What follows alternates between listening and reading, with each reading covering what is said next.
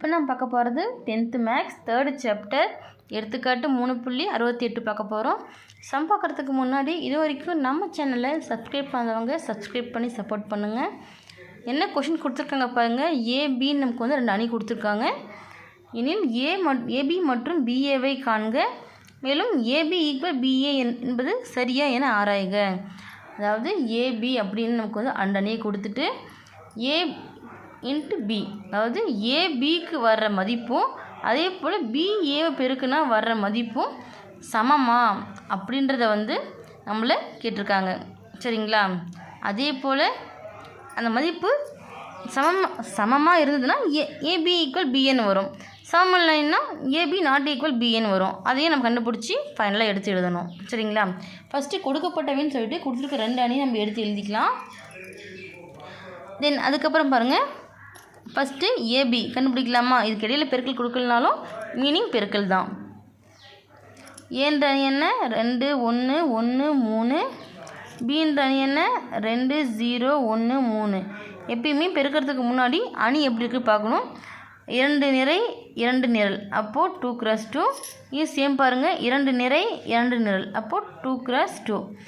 முதல் அணியோடைய நிரலும் இரண்டாவது அணியோடைய நிறையும் சமமாக இருக்குது. அப்போ நம்ம வந்து பெருக்க முடியும்.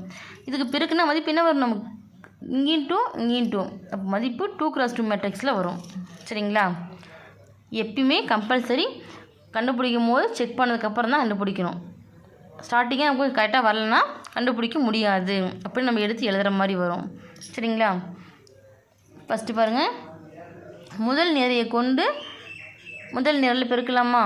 இப்போ 2 × 2 4 ப்ளஸ்ஸு 1 × 1 1. அடுத்து முதல் நிறையை கொண்டு இரண்டாவது நிரல் 2 × 0 0 ப்ளஸ்ஸு 1 × 3 3. அடுத்து இரண்டாவது நிறையை கொண்டு முதல் நிரல். நல்லா ஞாபகம், ஃபஸ்ட் நிறை எடுத்து 2 நிரல் இருந்தால் 2, 3னா 3. சரிங்களா? அதே போல் எத்தனை நிறை இருந்தாலும் சரி, 1 2 இருந்தாலும் சரி, 1 2 3 இருந்தாலும் சரி, 3 நிரல் கூடியுமே கம்பல்சரி பெருக்கணும். சரிங்களா? 1 × 2 2 ப்ளஸ் 3 × 1 3. 1 × 0 0. அடுத்து ப்ளஸ்ஸு 3 × 3 9. அப்போ என்ன வரும் மதிப்பு? 4 1 கூட்டினா 5.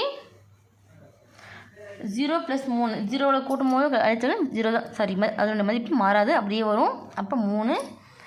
அதே போல் 2 + 3 5. 0 + 9, அப்போ 9 தான் வரும். இது ஏபிக்கான மதிப்பு. சரிங்களா? சமன்பாடு 1 எடுத்துக்கலாம்.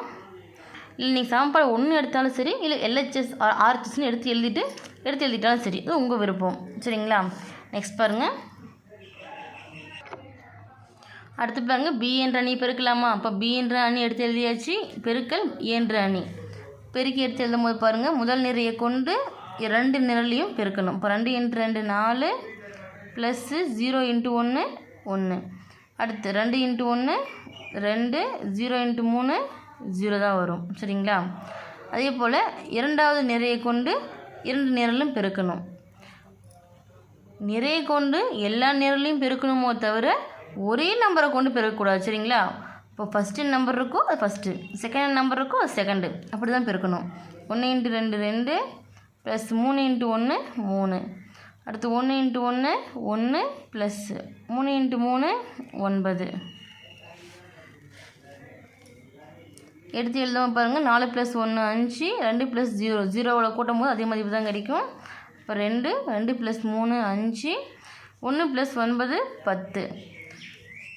இது பிஏவுக்கான மதிப்பு. சரிங்களா? சரி, 0 × 1 0 கூட பெருக்கும்போது எங்கிட்ட நமக்கு 0 ஆயிடும். மதிப்பு 4. இது பிஏவுக்கான மதிப்பு. சமன்பாடு 2. இப்போ சமன்பாடு 1ம் சமன்பாடு 2ம் சமமானு பார்த்தீங்கன்னா சமம் கிடையாது. அப்போது therefore சமன்பாடு 1, 2 ஏன்னா நம்ம வந்து ஏபி பிஏ மதிப்பு கண்டுபிடிக்க சொன்னாங்க, மதிப்பு கண்டுபிடிச்சாச்சு. அதே போல் அது சமமானு கேட்டிருக்காங்க பார்த்தீங்களா, அது சமம் இல்லை. அப்போ ஏபி நாட் ஈக்குவல் பிஏ. சரிங்களா?